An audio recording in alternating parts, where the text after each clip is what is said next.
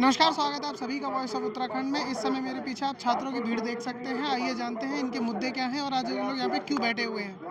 हमारा मुद्दा एलटीआर प्रवक्ता जो भर्ती है उसके लिए था। जिस प्रकार सरकार ने लगातार 3 महीने से बोल दिया कि पेपर 10 मार्च को कराया जाएगा, लेकिन ऐन वक़्त पर जब विज्ञप्ति निकालनी थी, पेपर कराना था, वो अपनी बात से पलट गए और पलटा भी उन्होंने किस हिसाब से है, नियमावली को लेकर, जिसमें कि साफ उन्होंने हाई कोर्ट से पहले ही संशोधन आ चुका था नियमावली के ऊपर। लेकिन पता नहीं क्या सचिवालय में कैसे मुझे लगता है कि अयोग्य लोग बैठे हुए हैं। सब कुछ पता होने के बावजूद भी उन्होंने ज़बरदस्ती यूके ट्रिपल एससी वालों को पुरानी नियमावली के साथ, जबकि नए नियमावली के साथ भेजना चाहिए था, ताकि ये भर्ती अपनी अधर में लटक जाए और यह चुनाव के बाद आगे लंबी चलती रहे। हम परिवार से अलग रहते हैं, हम सब ग्रामीण परिवेश से आते हैं। आए दिन पे सबसे पहले छात्र के लिए क्या होता है, आर्थिक पैसा ही सबसे बड़ी परेशानियाँ हैं, उसके बाद सारी बाकी चीज़ें आती हैं। बस हमारे लिए बस यही है, वो तो हम चलो किसी तरह झेल लेंगे, थोड़ा कम खाना खा लेंगे, सस्ता वाला कमरा ले लेंगे, तो बस। लेकिन हमारे लिए सबसे बड़ी बात है कि विज्ञप्ति निकले, जब हमारे लिए विज्ञप्ति निकलेगी तभी हमारी समस्याओं का समाधान होगा। और सरकार लगातार आपने देखा होगा कि जो 2020 की नेशनल एजुकेशन पॉलिसी थी है, उसके ऊपर उन्होंने बड़ा प्रचार प्रसार किया, लेकिन जब शिक्षक भर्ती नहीं होगी तो जो नई एजुकेशन पॉलिसी है, शिक्षा नीति है, क्या धरातल पर लागू हो पाएगी? नहीं। हमारी मांगे हैं कि बेरोजगारों की जितनी भी मांगे उन सारी मांगों को पूरा कर दिया जाए। आईटी भर्ती रुक रही है उन भर्तियों को जारी किया जाए, शिक्षक भर्ती रुक रही है उन भर्तियों को रुका जाए। ये जो आने वाले टाइम पे जो पुलिस भर्ती के 3000 पद थे उनमें से 1500 पदों पर भर्ती हुई, बाकी में 200 पोस्टें ऐसे गई जिनमें बच्चों ने ज्वाइन नहीं किया। उन जो 200 पोस्टें ऐसे रही जिनमें बच्चों ने ज्वाइन नहीं किया, उनकी दोबारा से लिस्ट जारी की जाए। आने वाले टाइम पे दोबारा से पुलिस भर्ती जारी की जाए। पर क्यों ये सरकार सुन ही कहाँ रही है? आज बेरोजगारों की कितना टाइम हो गया धरना प्रदर्शन दे आज भी आ रही, इससे पहले भी इसके बाद भी आई, क्योंकि हमें पता है कि धामी सरकार हमारी आवाज नहीं सुन रही। अगर धामी सरकार हमारी आवाज सुनती है तो हम क्यों धरना प्रदर्शन करें? क्यों ये हम युवाओं को बहकाया जा रहा है? क्यों युवाओं का शोषण किया जा रहा है? देखिए, मांगे ये है कि सरकारों द्वारा छात्रों को गुमराह किया जा रहा है।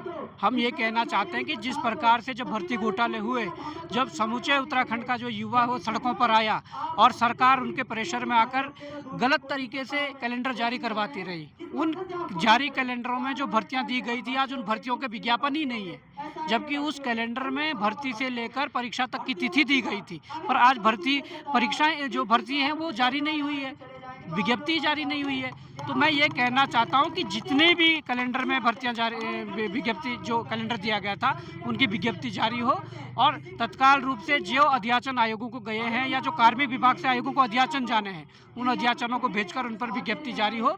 ये सांकेतिक रूप से आज युवाओं ने ये मैसेज दे दिया है कि यदि सरकार हमारी भर्ती नहीं निकालती है, विज्ञप्ति नहीं निकालती है, तो युवा जरूर ये जवाब देंगे। और मुझे लगता है कि अगर 4-5 दिन के अंदर ही, क्योंकि आचार संहिता लगने वाली है, अभी आचार संहिता से पहले ये विज्ञप्ति जारी नहीं हुई, तो हो सकता है कि आगामी जो आने वाला इनका विधानसभा सत्र है उसमें भी विरोध प्रदर्शन युवा करें। और अगर तब भी सरकार नहीं सुनती है तो आगामी जो लोकसभा चुनाव है उसमें युवा, पढ़ा लिखा युवा जरूर बेहतर जवाब देगा।